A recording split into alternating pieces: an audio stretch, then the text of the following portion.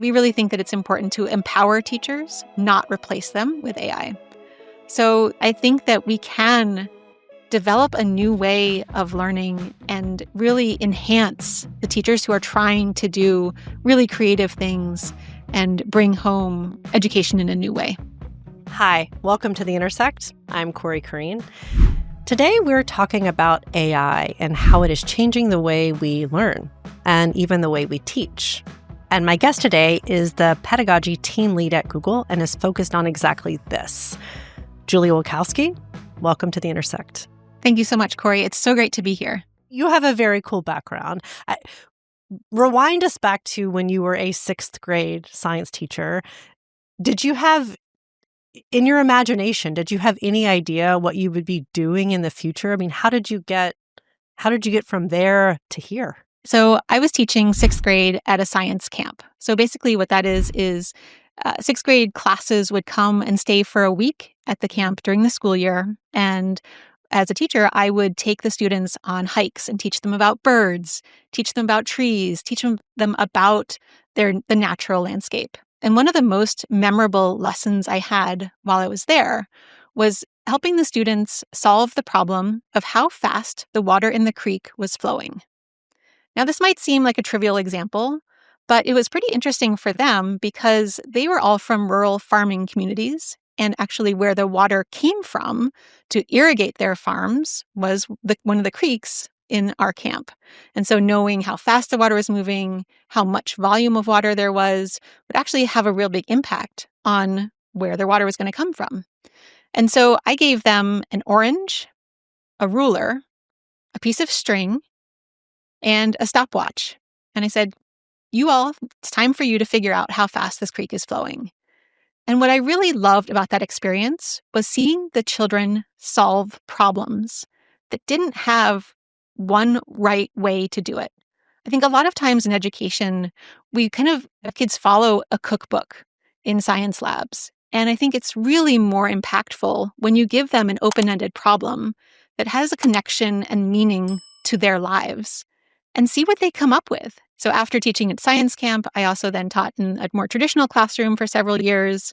After that, I moved over to NASA, where I had the pleasure of designing K-12 curriculum for teachers based on what the scientists and astronauts were studying in space. Then I moved over to Google. I've had the pleasure of being here for about 18 years on a variety of different teams. I love being able to think and geek out about pedagogy and learning science, bringing the best of learning science into our products, and then doing research to see what really works to help students. There's this growing anxiety, or the anxiety is here for AI and learning. The worry about the cognitive decline. AI will just do all of our thinking. I tend to sort of sit in that techno-optimist but realist. It's like our bodies are not quite caught up with what we can actually do with our minds and all of these things in front of us. I'm imagining you're sitting here on the other side of the aisle going like, okay, AI in education, this is a huge moment. So how do you think about that as an educator and what's next and the experiences of how people learn? I would describe myself as a skeptical optimist, or maybe an optimistic skeptic about the role of AI in education. I think doing this work, you have to be an optimist. You have to think that it's going to have positive changes. But I'm also skeptical, like you said, about the risk that it can play in exacerbating our equity gap. We already know that students who are going to schools, some are doing really well and some are really not doing well. And there's so many factors for that. And I worry that tools like generative AI might enhance that gap that we're seeing. So the way I think about this is that AI can really take us down two different paths. And I was at a conference at Stanford a couple of weeks ago where Dan Schwartz, who's the dean of the School of Education, put it really succinctly. We can have two paths. One, AI can automate our existing processes, or we can use AI to augment our humanity. And so if you think about it in those ways, it automates work we can't do or don't want to do. In education, this might look like entrenching traditional models of education and content delivery for students and make it accessible to students who might not have a really great, interactive, engaging teacher. We could make a more engaging textbook, for example. So there are some benefits to that model, but I'm really excited about how AI can help augment our capabilities as humans, enhancing our powers and enabling to do new things that we would never do before. So I'm really excited about that way that AI can help turn from passive consumption of information or presentation of information into, again, helping students and every one of us solve new problems that we never knew or couldn't do before. Yeah. Okay. The commonalities you talk about, I think, are really interesting. But it's so yes, but also there are millions of students that are unable to keep up with the way that we learn and the way that education works and the curriculum works. And so I just think there's tons of opportunity. There's so much opportunity. We can't even see it yet. We are seeing some really interesting use cases for AI in education. We work with teachers around the world on how they can not only enhance their own workflow and productivity, but also use AI in really creative ways. Because we really think that it's important to empower teachers, not replace them with AI. So these major changes are going to come from teachers, I believe. So, for example, let's say we're working with Chicago Public Schools. They're using GEMS, which are like a custom aspect of Gemini where you can upload series of documents and then the AI can ground on those specific documents and give you information. So they're using them to review their curriculum. They're uploading their curriculum, their evidence, their rubrics, and really seeing how they can improve their curricula with the help of AI. They're using Notebook LM, which is similarly, you can upload a ton of documentation to simplify and understand some of those district policies and guidance around finance and compliance, make them digestible for teachers. And again, that's really enhancing the teacher's productivity and workflow. We also have worked really closely with Miami-Dade in the school district in Florida, where they're using Gemini to create quizzes for their students. Students are using them to personalize their study guides. In Albuquerque, teachers are developing personalized lesson plans to meet the needs of students who have different abilities. Maybe there's language barriers. Maybe there are students who just learn differently and can have new opportunities when teachers are guiding that differentiated lesson development. I've seen teachers who are in elementary school creating new texts for each of the students in their class that are targeted to those interests of the students and at the appropriate reading level for each of their students. So I think the possibilities are really endless, and we're really starting to see some creative use cases. Again, focused mainly right now around teachers and how they are designing and developing lessons for their classes. That's really helpful to hear. I appreciate you giving us these examples. I think that it's all changing so quickly as parents. Parents feel completely out of the loop, and their kids are experimenting with the stuff. They don't even know the name of it, kind of a deal. So what is Google LearnLM? If you can break it down for us, how do educators use it? How do students use it? How does it connect with everything that you're building? So I know it's a little bit confusing.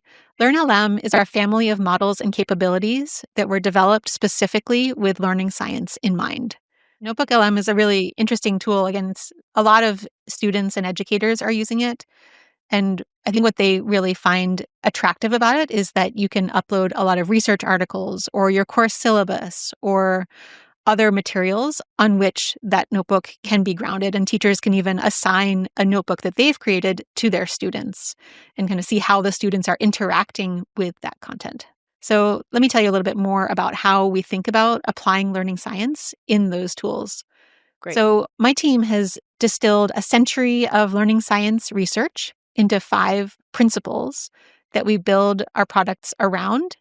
So those are active learning. So we talked about before the power of actually engaging with information, whether it's reflecting on it, having a debate about it, answering questions about it, or really applying that knowledge in novel ways. The second is managing cognitive load. We know that when we present information to someone who has never seen it before, if you just give them a giant wall of text, it can be really overwhelming and actually overwhelm your brain and not enable you to really take the most out of that information. The third is motivating and stimulating curiosity. So we know that that's one of the most powerful drivers of how you will learn. If you're interested in it, if you see the connections between what you're learning and your daily life, that is an essential ingredient for learning. The fourth is adapting to students where they are today. So I like to think about this as figuring out what the student's goal is, whether that's their short-term goal for that session, that instance, why they're coming to our product, and where they are currently, and helping them bridge the gap. And the fifth principle is around developing metacognitive skills. So this is a funny word, but it means thinking about thinking. So we know that the best learners are consistently making a plan for what they're going to learn. They're monitoring how well that plan is going, and then they reflect on how well that worked for them. So we see teachers in the classroom do things like, at the end of an exam, ask the students, hey, how did you study for this exam? Did you reread the textbook? Did you reread the notes? Did you make yourself a study guide? Did you practice answering those questions? And then how well did that strategy work for you? And that's really key in developing some of those lifelong learning skills. So all that to say, so LearnLM and the products that we build are built on that foundation of learning science. We measure against them. And now LearnLM, which was once a core model and a set of capabilities, have been integrated into Gemini 2.5 and they're our newest Gemini models. I have a 20-year-old who's in college, and she's like railing about AI and she's trying to figure out how to use it. But she's just like, I don't get it. We're all paying for this class. And I'm just going to use AI. Like I'm not going to learn. And she's like upset about it because her friends are using it. But it's just, she's like, this doesn't make any sense. So it's like this de-skilling kind of issue that we're experiencing and that I think young people are not happy about, but they're sitting in a place where they feel like in some way it's maybe happening to them. What are your thoughts about that? Yeah, I think this is a pretty unfortunate situation. And I think it's a reflection of our current education system not really adapting quickly enough to this new technology that, like you said, is taking over the world. Our research has shown that there are so many students out there who really do want to learn. Full stop. They're motivated to learn because they're interested in the topic or because they feel like it's going to help them make progress towards their longer term goals. And so that's why we really tried to build these products with those learners in mind, giving them the tools to help them not give them the answer right away, but help them develop the skills to get the answer. Unfortunately, we knew that many students are tempted to take shortcuts when they feel like everyone else is doing it. Or maybe it's a subject that they don't feel is going to help them meet their longer term goals, and they want to spend more time on the subjects that are really interesting to them. So I do think that it can be a temptation, especially, again, in our current education system. You've done a lot of work around teachers and empowering teachers and augmenting, not replacing these teachers. What are those cognitive tasks that then we should be offloading to AI? So then teachers then could be using their human skills to connect with students and coaching and mentorship and support in a different way. Yeah, and I think this is where our current AI products are helping the students of today potentially succeed in the education systems of today. What I'm really excited about is what those education systems can look like in the future. So let me give you an example of the former. So we know that standardized exams are really key for helping students get into college, for example. And that's one of the ways that colleges can decide and compare students from a variety of different schools. But I think there is an opportunity for us to rethink how we assess our students. What if we are assessing physics by having students ride a skateboard down a ramp and a tool can help them map out their acceleration versus time, and they can do an analysis to see where their velocity was the greatest, and could they increase that velocity, for example?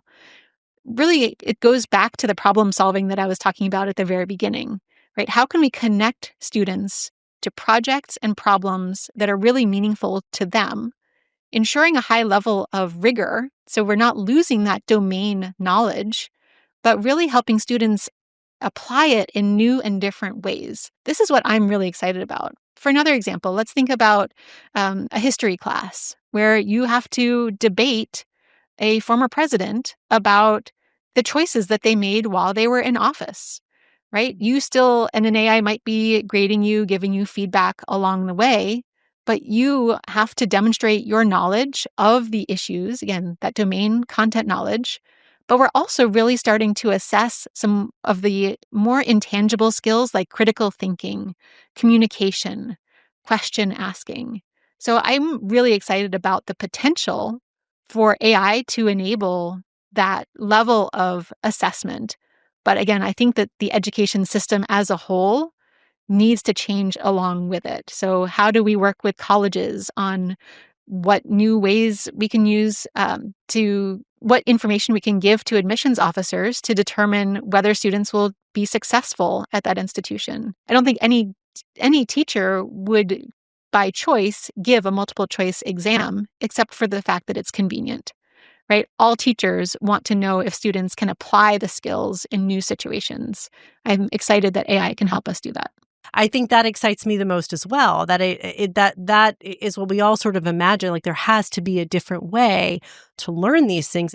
How do you think about these kids that are sort of in the middle of this moment and experiment? What is your best advice for, let's start with the students and then perhaps the parents or the guardians of these students? Yeah. Yeah, Cory, it's a really great question. And I'm the parent of a amazing 14-year-old and a 10-year-old. So we're also in the thick of this, encouraging thoughtful use of AI, but also being supervising and encouraging that ethical use to, again, augment their skills, not automate their assignments.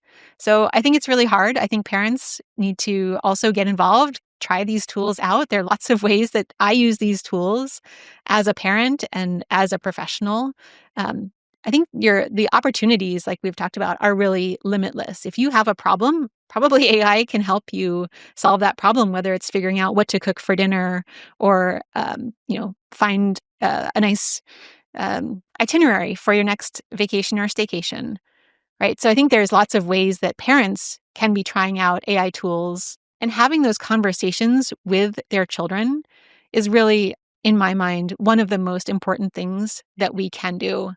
Don't let your child go off into their room, close the door, use their computer or their phone, without talking to them about what they're doing, why they're doing it, what are the choices they're making. Maybe you have some ideas for them about how they can make a study guide for their geometry test by uploading the notes from their class and then getting that instant feedback as they're taking the test about what they're doing well and what they're not doing well. Again, there's lots of really great ways students can use AI, but parents really need to know and encourage their students to use them well, thoughtfully, and ethically. I think that we can develop a new way of learning and really enhance the teachers who are trying to do really creative things and bring home education in a new way. Okay, can you talk to me about how you think about privacy around all of these tools with kids and in schools and in the classroom?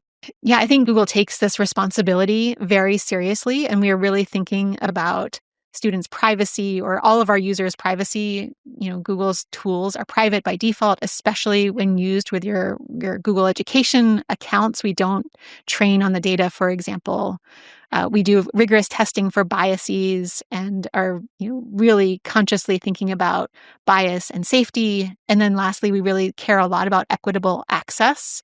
And part of that is our accessibility tools for people who don't necessarily have all the same functionality as others. So making sure that the tools are not only accessible visually, but also auditorily, for an example, and also available around the world, because we really believe that we need to build tools for everybody. What are you personally excited about when you think about AI and the future of learning? Yeah, so I would say that I'm really excited about equitable access to high quality information and enabling people around the world to construct knowledge to help them solve the problems that are meaningful to them. Julia Wilkowski is the pedagogy team lead at Google. Thank you so much for joining us today, Julia. Thanks so much for having me, Cory. It's been great chatting with you.